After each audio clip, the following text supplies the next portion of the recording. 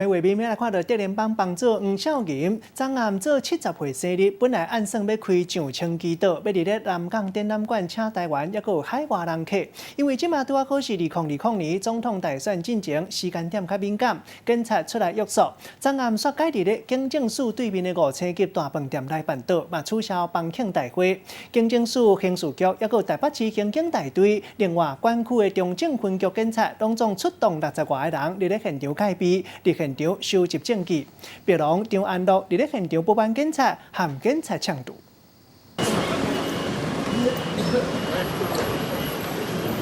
过来保镖伫边仔保护，德联邦帮主黄孝银看行路车，坐起咧轮椅顶的入去饭店办70岁寿宴，细汉的排2排迎接，场面真大。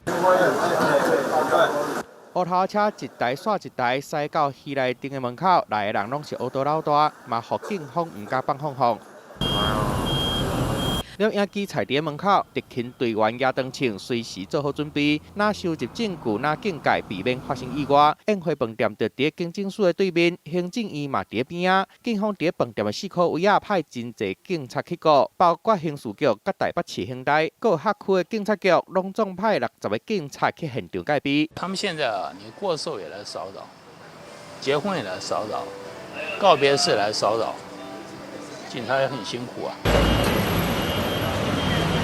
会场外口气氛真紧张，毋过内底真热闹。主持人请到杜宗康甲董忠胜，参加的来宾嘛拢真有耐力，包括日本山口组、甲港澳东南亚的学徒拢有派代表来。传讲黄孝银本来预计要伫南港展览馆开1200桌，毋过互警方警告几届，叫伊袂当收过请影。落尾戏内顶少东带要喊开喙邀请，所以就改伫饭店开123桌，学徒老大办寿宴。虽讲警方一直警告袂当惹代志，毋过就算超工无想要办甲伤过请影，也是共款会引起大家注意。记者综合报道。